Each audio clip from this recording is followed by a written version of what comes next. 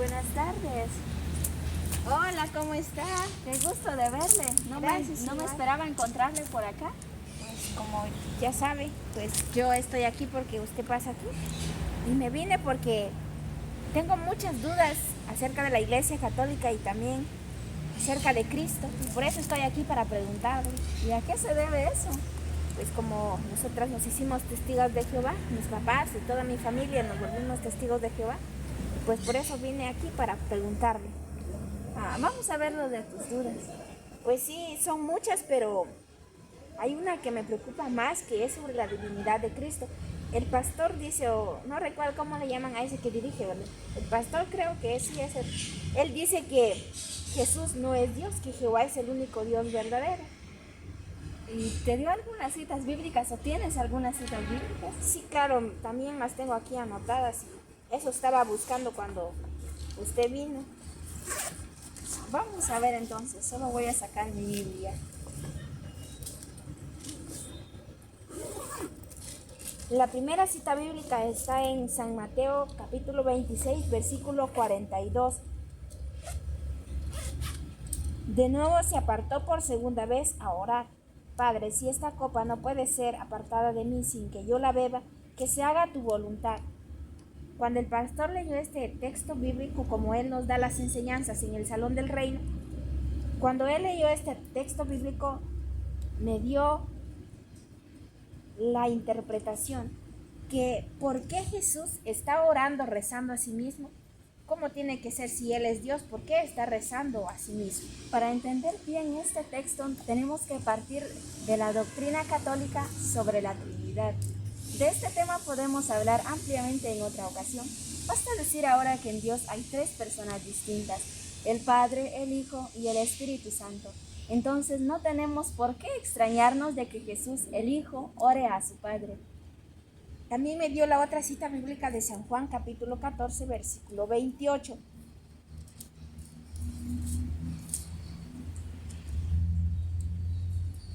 Saben que les dije, me voy, pero volveré a ustedes. Si me amaran, se alegrarían de que me vaya al Padre, pues el Padre es más grande que yo. Mira, en este texto no hay nada difícil de entender. Lo que pasa es que el Hijo se encarnó, es decir, tomó nuestra naturaleza humana. En este sentido, el Hijo es menor que el Padre, o como lo dice Jesús, el Padre es mayor que Él. Como ves, para todo hay una explicación. Para esto veamos lo que dice el Evangelio de San Juan, capítulo 1, versículo 14. Y el Verbo se hizo carne y habitó entre nosotros. Como dices que todo tiene una explicación, pues ahora explícame lo siguiente. El pastor decía también que Jesús es la primera criatura hecha por Dios. Y cuando él daba estas clases, estos estudios, yo le pregunté una cita bíblica y él me dio Proverbios 8:22, ahí donde se habla que Jesús es la primera criatura hecha de Dios, donde dice, el Señor me creó primicia de su camino antes que sus obras más antiguas. En este texto del libro de los Proverbios se está hablando de la sabiduría como si fuera una persona. Algunas frases de este capítulo 8 podemos aplicarlo a Jesús, pero no debemos de tomar todo al pie de la letra para decir que se está hablando de Cristo. Bueno, ya un poco entendí. El pastor también me dio otra cita bíblica ahí mismo donde se comprueba que Jesús es imagen, que Él es primera criatura de Dios. Es Colosenses capítulo 1, versículo 15, donde dice, donde según ellos que Jesús es imagen de Dios invisible, primogénito de toda criatura. Mira, para entender bien este pasaje bíblico tenemos que leerlo completamente. Para esto ahora vamos a leer Colosenses capítulo 1, versículos 16 y 17. Porque en Él fueron creadas todas las cosas, en el cielo y en la tierra, el universo visible y el invisible, tronos, gobiernos, autoridades, poderes, todo fue creado por medio de Él y para Él. Él existía antes que todos, y todo tiene en Él su consistencia. Como ves, en este texto acá se señalan algunas cosas. Primero, que Jesús es el primogénito de toda la creación, no porque Él sea la primera criatura hecha por Dios, sino porque en Él fueron creadas todas las cosas. Segundo, que todo fue creado por Él y para Él, y todo tiene en Él su consistencia. ¿Por qué? Porque Jesús es Dios y Creador, y solo en Dios las cosas pueden tener consistencia. Después de leer este versículo, después ya entendí que después se tiene que leer todo para que se entienda mejor de lo que dice. Y pues el pastor cuando nos da estos estudios, solamente él leyó el versículo 15. Sí, claro, ya entiendo. Pero también ahora vamos a ver, voy a explicarte algunos pasajes bíblicos donde también se aclara más sobre la divinidad de Jesús. Entonces vamos a ver ahora, te invito a que puedas buscarlo en tu Biblia o puedas también anotarlo. El Evangelio de San Juan, capítulo 1, versículo 1. En el principio era el Verbo, la palabra, y el Verbo estaba ante Dios, y el Verbo era Dios. Como sabes, Jesús era la palabra, y dice San Juan, la palabra era Dios. Seguramente el pastor cuando les habló de este tema de la divinidad de Jesús, les dio este texto bíblico, pero algo distinto, ¿lo recuerdas? Creo que sí, cuando él leyó este texto noté algo raro, lo que pasa es de que él decía que la palabra era un Dios, y recuerdo que yo le pregunté diciéndole, entonces que ellos creen que hay varios dioses, y pues el pastor no supo nada que decirme, solamente vio a todos y pues no me dijo nada con cara de susto, pues también cambió el tema. Pues vaya que le cuestionaste. Es importante preguntar para que no nos dejemos confundir con facilidad. Pues sí, creo que sí. Pero mejor sigue mencionando otros textos donde se hable de la divinidad de Cristo. Por supuesto, y como estos textos no necesitan mayor explicación, te los voy a decir así seguidos. Veamos la cita bíblica del Evangelio de San Juan, capítulo 20, versículo 27 al 28.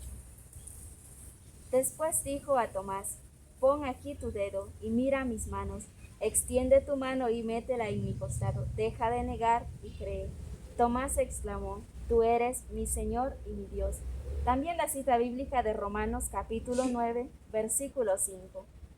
Suyos son los grandes antepasados, y Cristo es uno de ellos según la carne, el que como Dios está también por encima de todo. Bendito sea por todos los siglos. Como nos damos cuenta, acá se viene ya hablando y se manifiesta la divinidad de Jesús. Pero quiero detenerme a aclararte algo muy importante. Cuando Tomás le dice a Jesús, Señor mío y Dios mío, Jesús no lo corrige, no le dice, mira Tomás, yo no soy Dios, solo mi Padre Celestial es Dios, yo soy la primera criatura de Dios.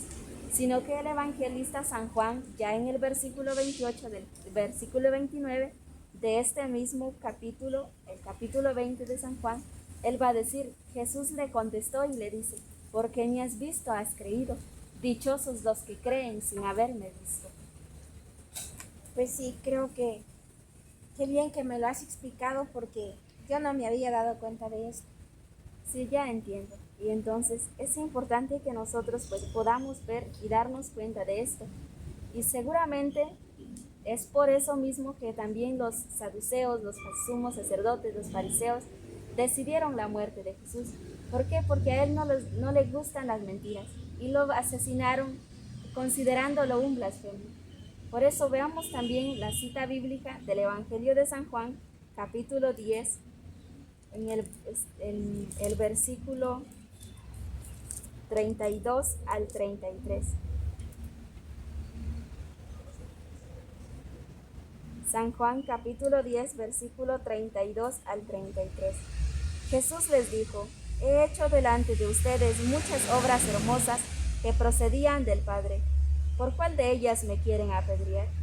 Los judíos respondieron, no te apedreamos por algo hermoso que hayas hecho, sino por insultar a Dios, porque tú siendo hombre te haces a ti mismo Dios. Bueno, ahora que entiendo, ahora que me quedó más claro, Jesús anuncia su evangelio, sus palabras y sus obras dejan más claro su divinidad, es decir, que Él es Dios.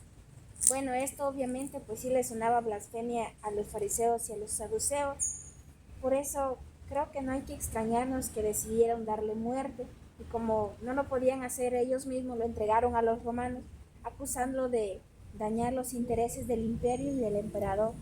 Sí, por supuesto. Y como también podemos ver en el libro de los Hechos de los Apóstoles, donde se dice que algunos lo asesinaron por obstinación y otros por ignorancia.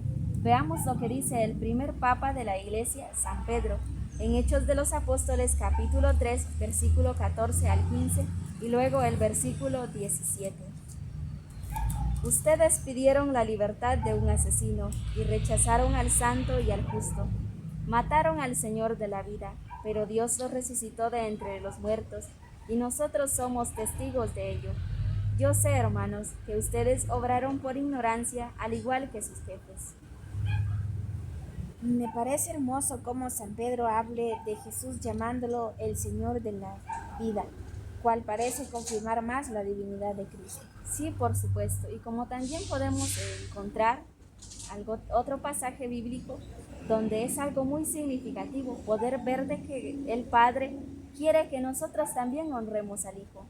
Para esto veamos el Evangelio de San Juan en el capítulo 5, el versículo 22 al 23. Del mismo modo el Padre no juzga a nadie, sino que ha entregado al Hijo la responsabilidad de juzgar, para que todos honren al Hijo como honran al Padre. El que no honra al Hijo tampoco honra al Padre que lo ha enviado.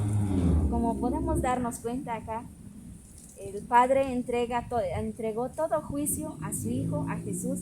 ¿Por qué? Porque Él dice que todos honren al Hijo de la misma manera que honran al Padre. Así que es muy interesante, sobre todo, es esto lo que exactamente tenemos que entender, de que el Padre quiere esto, que honremos a su Hijo. ¿Por qué? Porque Jesús también es Dios. Ahora, bueno, ya entendí. Entonces, como nosotros adoramos al Padre, también debemos adorar al Hijo. Sí, por supuesto. Y lo que nosotros hacemos pues es seguir las huellas de los pastores que fueron al pesebre en Belén a adorar a Jesús, de los apóstoles y de los reyes magos. Por eso podemos encontrar también en el Evangelio de San Mateo, capítulo 2, versículo 11. San Mateo, capítulo 2, versículo 11.